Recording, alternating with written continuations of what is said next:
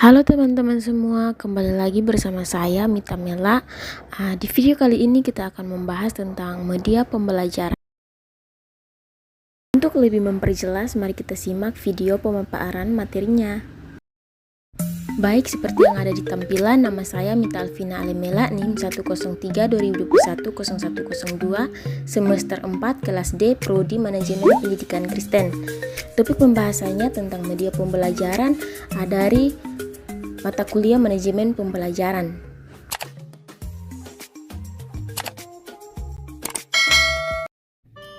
Latar belakang media pembelajaran. Mengapa sih kita membutuhkan media pembelajaran? Media pembelajaran merupakan suatu alat atau perantara yang berguna untuk memudahkan proses belajar mengajar dalam rangka mengefektifkan komunikasi antara guru dan siswa. Hal ini sangat membantu guru dalam mengajar dan memudahkan siswa menerima dan memahami pelajaran. Proses ini membutuhkan guru yang mampu menyelaraskan antara media pembelajaran dan metode pembelajaran.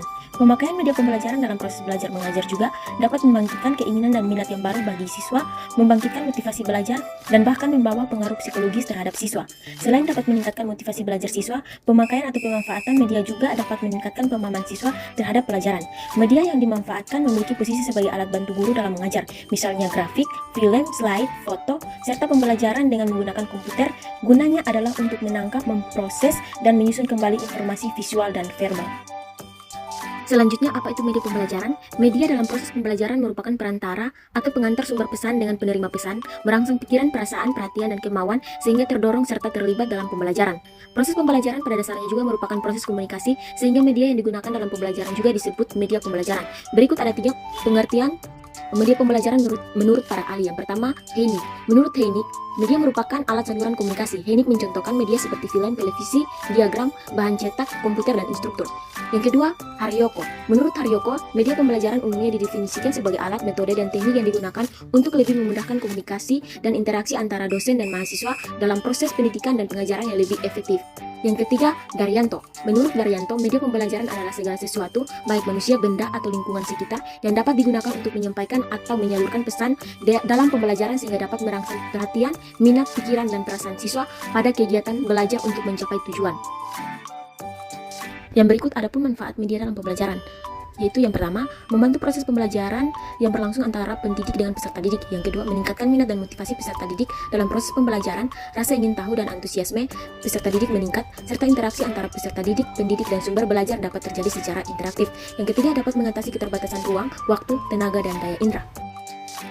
Selain manfaat, media pembelajaran juga terbagi dalam beberapa jenis. Yang pertama, jenis media visual. Media visual adalah media yang bisa dilihat. Media ini mengandalkan indera penglihatan. Contoh media foto, gambar, komik, gambar tempel, poster, majalah, buku, miniatur, alat peraga, dan sebagainya. Yang kedua, jenis media audio. Media audio adalah media yang bisa didengar. Media ini mengandalkan indera telinga sebagai salurannya. Contohnya suara, musik, dan lagu, alat musik, siaran radio, dan kaset suara, atau CD, dan sebagainya. Yang ketiga, jenis media audiovisual. Media audiovisual adalah media yang bisa didengar dan dilihat secara bersamaan. Media ini menggerakkan indera pendengaran dan penglihatan secara bersamaan. Contohnya media drama, pementasan, film, televisi, dan media yang sekarang menjamur yaitu VCD. Yang keempat, jenis media multimedia. Multimedia adalah semua jenis media yang terangkum menjadi satu. Contohnya internet. Belajar dengan menggunakan media internet artinya mengaplikasikan semua media yang ada termasuk pembelajaran jarak jauh. Selanjutnya, mari kita lihat kelebihan dan kelemahan dari penerapan e-learning. Yang pertama, kelebihan. Ada 4 kelebihan dari penerapan e-learning. Yang pertama, dapat diakses dengan mudah. Cukup menggunakan smartphone atau perangkat teknologi lain seperti laptop yang terhubung dengan internet, Anda sudah bisa mengakses materi yang ingin dipelajari. Dengan menerapkan e-learning, Anda dapat melakukan kegiatan pembelajaran di mana saja dan kapan saja. Yang kedua, biaya lebih terjangkau. Tentunya kita semua ingin menambah ilmu pengetahuan tanpa kendala keuangan. Dengan bermodalkan paket data internet, Anda sudah mengakses berbagai materi pembelajaran tanpa khawatir ketinggalan pelajaran apabila tidak hadir. Disarankan Anda mendaftar member dalam e-learning karena biaya member lebih murah dibandingkan mengikuti les atau kursus di lembaga pembelajaran. Yang ketiga, waktu belajar fleksibel. Biasanya kebanyakan orang yang ingin belajar tidak memiliki waktu yang cukup. Salah satu alasannya mungkin karena waktu Anda sudah digunakan untuk bekerja. Pembelajaran berbasis digital atau e-learning ini adalah solusinya. Waktu untuk belajar bisa dilakukan kapan saja tanpa terikat dengan jam belajar. Yang keempat, wawasan yang luas. Dengan menerapkan e-learning, tentunya Anda akan menemukan banyak hal yang semula belum Anda ketahui. Hal ini disebabkan beberapa materi pelajaran yang tersedia pada e-learning belum tersedia dalam media cetak seperti buku yang sering digunakan dalam metode belajar mengajar konvensional. Berbeda dengan pembelajaran melalui tatap muka yang dilakukan dengan membaca buku. Yang kedua, kelemahan penerapan e-learning. Adapun 4 Kelemahan dari penerapan e-learning, yaitu yang pertama, keterbatasan akses internet. Salah satu kekurangan metode pembelajaran e-learning adalah terbatasnya akses internet. Jika Anda berada di daerah yang tidak mendapatkan jangkauan internet stabil, maka akan sulit bagi Anda untuk mengakses layanan e-learning. Hal ini tentunya masih banyak terjadi di Indonesia, mengingat beberapa daerah 3T tertinggal, terdepan, dan terluar masih belum terjangkau akses internet. Selain itu, harga pemakaian data internet juga masih dirasa cukup mahal untuk beberapa kalangan masyarakat di Indonesia. Hal ini menyebabkan kemampuan untuk memanfaatkan e-learning masih dianggap sebagai suatu keistimewaan. Kelemahan yang kedua yaitu berkurangnya interaksi dengan pengajar. Beberapa metode pembelajaran e-learning bersifat satu arah. Hal tersebut menyebabkan interaksi pengajar dan siswa menjadi berkurang sehingga akan sulit bagi Anda untuk mendapatkan penjelasan lebih lanjut mengenai materi yang sukar dipahami.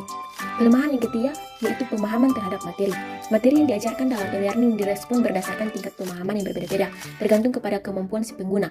Beberapa orang mungkin dapat menangkap materi dengan lebih cepat hanya dengan membaca, namun ada juga yang membutuhkan waktu lebih lama sampai benar-benar paham.